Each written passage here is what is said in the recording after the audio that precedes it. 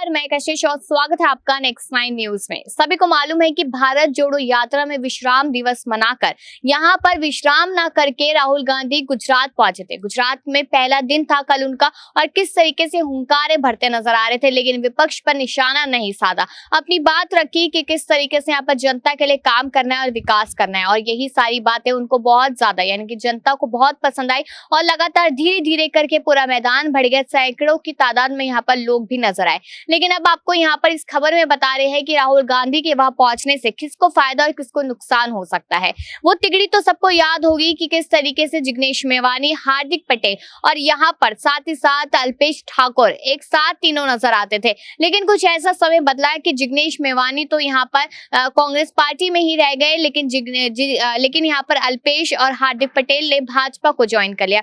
तो ये तिगड़ी कहीं ना कहीं टूटते नजर आई। अब जो एक साथ मिलकर यहाँ पर भाजपा को चुनौती देते थे, अब ये लोग एक दूसरे को चुनौती देते नजर आ रहे हैं। लेकिन अब ऐसे कयास लगाए जा रहे हैं कि जिग्नेश मेवानी की जीत आराम से हो सकती है। वो इसलिए हो सकती है क्योंकि भारत जोड़ो यात्रा का असर भी दिख रहा है और राहुल गांधी की यह हुंकारे भी कहीं ना कहीं बड़ा असर डालती हुई दिखाई दे रही है।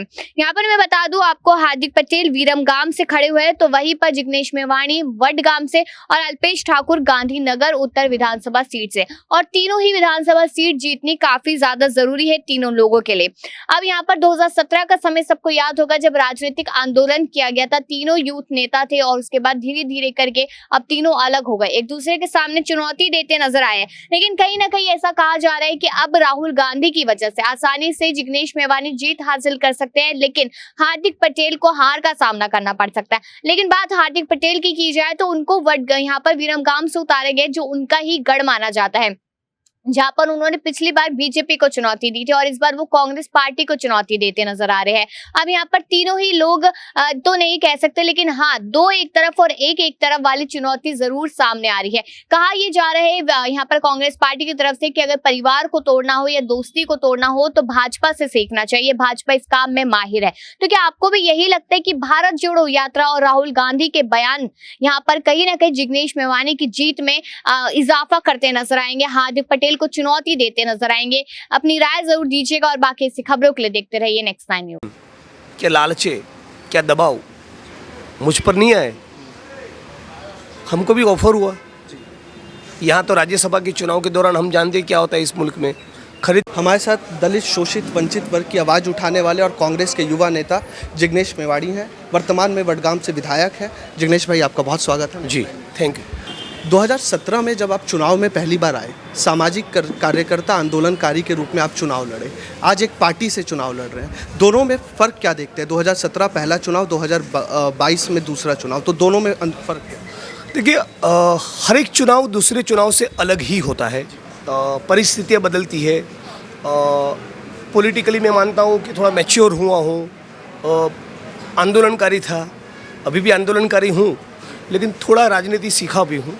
और पिछली बार बिना सिंबल के लड़ रहा था, तो इस बार सिंबल से लड़ने का डेफिनेटली कुछ ज़्यादा फ़ायदा होगा। गांव में कुछ गरीब लोग रहते जो हमारी जिस प्रकार की सामाजिक आर्थिक व्यवस्था इस मुल्क की है और अब तक रही, उसके कारण पढ़ नहीं पाए, तो उनको कभी कभी सिंबल में कन्फ्यूज़न भी होता है। लेकिन पंजा देखेंगे तो उनके लिए आसान भी रहेगा।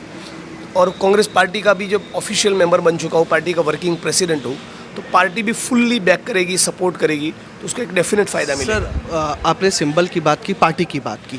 आम आदमी पार्टी यहाँ पर सोशल मीडिया पे छाई हुई है। बीजेपी का अपना पैकेजिंग है स्कीमों को लेकर।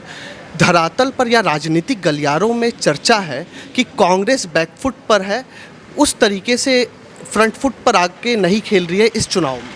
हर बार हर एक स्टेट के सभी चुनाव में मीडिया को बंडल पहुंचता है ये नैरेटिव सेट करने के लिए। बड़ी बड़ी न्यूज़ चैनल्स और अखबार में जो फंडिंग होता है वो कारपोरेट घरानों का होता है, इंडस्ट्रियल ग्रुप्स का होता है।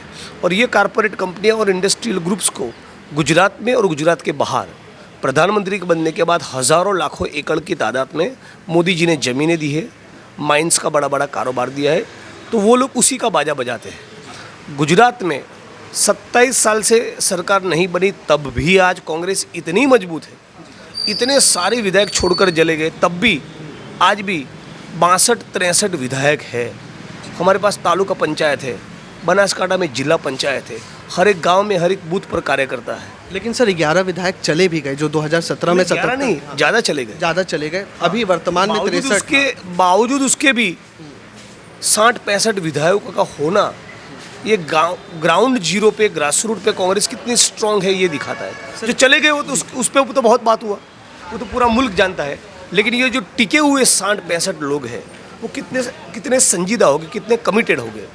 आपकी त्रिपुटी थी 2017 में, आप, हार्दिक पटेल, अल्पेश ठाकुर चले गए गांधीनगर दक्षिण, हार्दिक पटेल को विरमगाम से टिकट मिली। आप कांग्रेस में है, 2 लोग चले गए बीजेपी में। डर का माहौल था या एक कंफर्टेबल जोन था, या वो डर गए कि कांग्रेस अपनी वास्तविकता के लिए लड़ रही है? देखिए, कोई भी आदमी पॉलिटिकल पार्टी छोड़ के गया तो किन कारणों के चलते गया वो ही बेहतर जानते हैं। लेकिन मित्र तो आपके भी। मैं अपनी विचारधारा पर कायम हूँ, मैं अपने ईमान पर कायम हूँ, मैं अपनी जगह पर कायम हूँ। क्या प्रलोभन, क्या लालचे, क्या दबाव मुझ पर नहीं आए। हमको भी ऑफर हुआ। यहाँ तो राज्यसभा के चुनाव के दौरान हम जानते हैं क्या होता है इस मुल्क में, खरीद बिक्री होती है विधायकों की। मैं 1 इंच अपनी जगह से नहीं हिला, तो जिसको जाना था वो गए, जिसको टिकना था वो टिका है। एक सर सवाल मैं आपसे ये लेना चाहूँगा, मुद्दे शिक्षा, स्वास्थ्य, रोजगार, महंगाई सर सबसे बड़ा इश्यू है। मैं अपने केवल विधानसभा की बात नहीं कर रहा हूँ, मैं पिछले कुछ दिनों के दौरान जितनी भी जगह पे गुजरात में गया हूँ, सबसे अहम, सबसे बड़ा सवाल मैं किसी को मानता हूँ वो महंगाई का सवाल है। तेल महंगा, गैस की बोतल महंगी, बच्चों की फ़ी, दवाइयाँ, अस्पताल का बिल, किराना, जाने आने का जो भाड़ा होता है वो, हर एक चीज़ में महंगाई है। तो महंगाई सबसे बड़ा सवाल है। बेरोजगारी भी बहुत बड़ा सवाल है, प्रमुख सवाल है। लेकिन बेरोजगारी का सवाल स्वाभाविक रूप से जो युवा साथी है उनको ज़्यादा अपील करता है। जिनके पास रोजगार नहीं उन सभी को अपील करता है, विशेष तौर पे युवा को अपील करता है। लेकिन आप युवा है, मध्यम आयु के हैं, बुजुर्ग है, महिला है, पुरुष है, हिंदू है, मुस्लिम है, सबको छूने वाला कोई सवाल है तो महंगाई। सर एक सवाल में, हम उत्तर गुजरात में बैठे हैं, बनासकाठा जिले का हिस्सा है और पाटन लोकसभा निर्वाचन क्षेत्र में ये वडगाम पड़ता है। सर आप ही के जिले की विधानसभा है थराड़, दौलतपुर एक गांव है। मैं कई जगह घूम रहा हूँ, कई बीजेपी नेताओं का कहना है बड़े स्तर पर भी कि हमने किसानों के लिए इतना काम कर दिया, शुष्क जो सूखा प्रभावित क्षेत्र थे वहाँ पे नर्मदा कैनाल के थ्रू हमने पानी पहुँचा दिया। तो कांग्रेस बेकार का बाजा बजा रही है, धरातल पर वास्तविक में कांग्रेस का यह मुद्दा किसानों का फेल है। उत्तर गुजरात के 24 तहसीलों में मेरा नहीं कहना है, गवर्नमेंट ऑफ गुजरात का एक रिपोर्ट है, ग्राउंड वाटर इतना ज़्यादा एक्सट्रैक्ट कर चुके, इतना निकाल चुके हैं कि 1200 फुट 1500 फुट तक पानी चला गया है। इसके बारे में भाजपा के लोग क्या कर रहे हैं? मेरे विधानसभा क्षेत्र के मुक्तेश्वर डैम और कर्मावत तालाब में पानी लाएंगे, हर चुनाव में कोहने में गुड़ लगाते हैं। मतलब गुड़ तो दिखता है, चाट नहीं पाते, राइट। तो पानी का मुद्दा बहुत अहम है। यदि किसानों के लिए कंसर्न होता तो उनको मिनिमम सपोर्ट प्राइस मिलता, उनके पानी के सवाल को रिजोल्व करते, ज़्यादा सब्सिडीज़ मिलती, फर्टिलाइज़र कम दामों पे उनको मिलते, किसानों के लिए कुछ अच्छी योजनाएं मिलती। ऐसा तो कुछ नहीं है। सर सवाल ये भी है, जैसे आपने फर्टिलाइज़र की बात की, इस मुद्दे को भी हम लोगों ने व्यापक स्तर पर जनता से पूछा और नेताओं से भी पूछा, तो जनता का कहना है कि कई बार कई जिलों में फर्टिलाइज़र का स्टॉक ख़त्म हो जाता है। नेताओं का कहना है फर्टिलाइज़र है। आपके वडगाम की रिपोर्ट है कि सर कई जगहों पे फर्टिलाइज़र ख़त्म हो जाता है तो दूसरे तालुका से या ज़िले से लाना पड़ता है। तो उसके लिए एक विधायक के तौर पर क्या? देखिए, सिंपल वस्तु समझिए, फर्टिलाइज़र हो, बियारण हो, कोई भी खेती से जुड़ी जो चीज़ है, क्या आपकी किसानों को लेकर कंसर्न है? क्या आप एग्रीकल्चर सेक्टर को प्रोटेक्ट करना, बचाना, उसका जतन करना, उसका संवर्धन करना चाहते हैं? बिल्कुल ही नहीं। यहाँ पर तो भाजपा खुलेआम गुजरात मॉडल जिसको कहते हैं वो पूरा कॉरपोरेट लूट का मॉडल है। गाँव को बर्बाद करके किसानों को और किसानी को, खेती करने वाले और खेती दोनों को ख़त्म करके इंडस्ट्रियल ग्रुप को एंटरटेन कर रहे हैं। इंडस्ट्रियल ग्रुप्स चाहिए, उद्योग चाहिए, राइट। आपने जो घड़ी पहनी है या हमने जो ऐनक पहना है ये तो हमको चाहिए इस्तेमाल के लिए, तो उद्योग तो चाहिए, लेकिन उद्योग के साथ साथ किसानी का भी हमको ध्यान रखना पड़ेगा। ये गुजरात में बिल्कुल नहीं हुआ। सर एक सवाल, गुजरात में भी मेरा खुद का रिसर्च है 2008-9 के साल का, हज़ारों की तादाद में गुजरात में किसान सुसाइड की है। तो जो कुल 182 विधानसभा सीट है गुजरात की, 13 आरक्षित सीट है, 7 बीजेपी के पास है वर्तमान में, 5 कांग्रेस के पास और 1 आप जीते हैं। इस बार आम आदमी पार्टी मैदान में है, वो भी उसी वोट बैंक पे, या कह लीजिए वही वोट बैंक पर टारगेट कर रही है जो खास तौर पर कांग्रेस का वोट बैंक माना जाता है, दलित, मुस्लिम और वंचित समाज। मैं आपको ईमानदारी से बता रहा हूँ, मैं कांग्रेस में हूँ, दूसरी पार्टी में हूँ, इसलिए नहीं, बहुत तटस्थ रूप से आपको बता रहा हूँ। कल सुबह इलेक्शन होता है तो आम आदमी पार्टी की एक भी सीट नहीं आ रही। ये मेरे शब्द आप नोट कर लीजिए, लिख लीजिए। कल चुनाव होता है तो अभी मैं बैठा हूँ बनासकांठा में, पूछिए बनासकांठा में किसी को भी कौन सा सीट आ रहा है, एक भी नहीं। पाटन में नहीं, अरवली में नहीं, साबरकांठा में नहीं, महसाना में नहीं, गांधीनगर जिले में, सौराष्ट्र में नहीं, अहमदाबाद शहर में नहीं, बड़ौदा में नहीं। उनका थोड़ा बहुत जो बेस दिख रहा है वो सूरत में दिख रहा है, लेकिन क्या वो इतना है कि सीट निकले? ये इसका जवाब तो भविष्य के गर्भ में है, मैं नहीं मानता हूँ। ट्रेड यूनियन के भी आप, आखिरी 2 सवाल लूँगा सर, आप व्यस्त दिन है आपका। ट्रेड यूनियन का भी आप नेतृत्व कर चुके हैं, ट्रेड यूनियन के आंदोलन में भी रहे। विपक्ष का आरोप है कि व्यापारियों के लिए गुजरात मरघट बन चुका है जीएसटी और नोटबंदी के बाद। सत्ता पक्ष और नरेंद्र मोदी प्रधानमंत्री जब जामनगर आए थे अक्टूबर महीने में, उन्होंने कहा था कि गुजरात सबसे बेहतर प्रदेश है व्यापार करने के लिए। देखिए, आप ये सवाल बेहतर है कि व्यापारियों को ही पूछे। वैसे तो मोदी जी ही सबसे बड़े व्यापारी हैं, बहुत कुछ बेच देते हैं, लेकिन जो सचमुच दुकान लेकर बैठे हैं, छोटा मोटा कारोबार है, जिनका स्मॉल और मीडियम स्केल की इंडस्ट्रीज़ है, आप उनको पूछिए, वो बेहतर जवाब देंगे। व्यापारी बेचारे इसलिए भी नहीं बोल पाते कि इनकम टैक्स आ जाएगा, बड़ा कारोबार है तो ईडी आ जाएगा, किसी डिपार्टमेंट के अफसर को भेजकर दबाव बनाएंगे, इस कारण व्यापारी बोल नहीं पाते। आपको डर? लेकिन हमको तो बहुत कोशिश की डराने की। आप भी युवा है, पूरा करियर। हाँ, तो वो करते रहे अपना काम, हम भी अपना काम करते रहेंगे। अंतिम सवाल लूँगा सर, मुकाबला किससे है, नरेंद्र मोदी के विकास मॉडल से या राजनीतिक छवि से या बीजेपी से? बीजेपी की नीतियों से। नरेंद्र मोदी जी तो एक व्यक्ति है, राइट, उनको प्रोपेगेंडा कर करके बड़ा बताया है, लेकिन मूलतः जो बीजेपी की जो नीतियाँ है वो जन विरोधी है, वो लोकतंत्र विरोधी है और वो संविधान विरोधी है।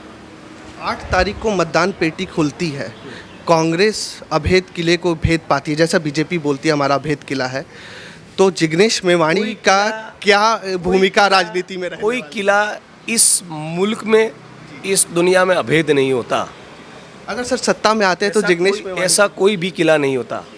ये कहना एक घमंड है, ये अहंकार है, और इस बार भाजपा का 27 साल का अहंकार और घमंड दोनों टूटेगा। सर सवाल पे मैं अभी भी हूँ, सत्ता में आते हैं, जिग्नेश मेवाणी युवा नेता है, एक पूरी लिगेसी है सामाजिक कार्यकर्ता आंदोलनकारी की, सत्ता में आते हैं तो जिग्नेश मेवाणी की राजनीतिक भूमिका गुजरात की विधानसभा में या गुजरात की राजनीतिक गलियारों में क्या होने वाली है? स्वाभाविक रूप से सत्ता में आएंगे तो फिर नीतियाँ बनाएंगे, पॉलिसीज़ बनाएंगे, योजनाएं बनाएंगे।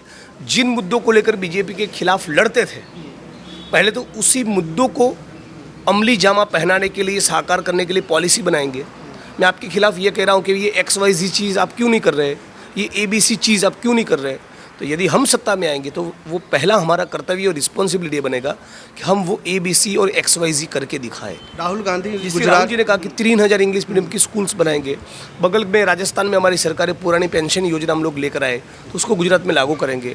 कॉन्ट्रैक्चुअल और आउटसोर्सिंग का जो सिस्टम है, जैसे आशा वर्कर, आंगनबाड़ी की बहन, सफाई कर्मी, head constables, mid day meal के कर्मचारी, होमगार्ड के जवान, फॉरेस्ट की बीट गार्ड, अनगिनत हज़ारों लाखों की तादाद में सारे कर्मचारी हैं, इनको परमानेंट किया जाए।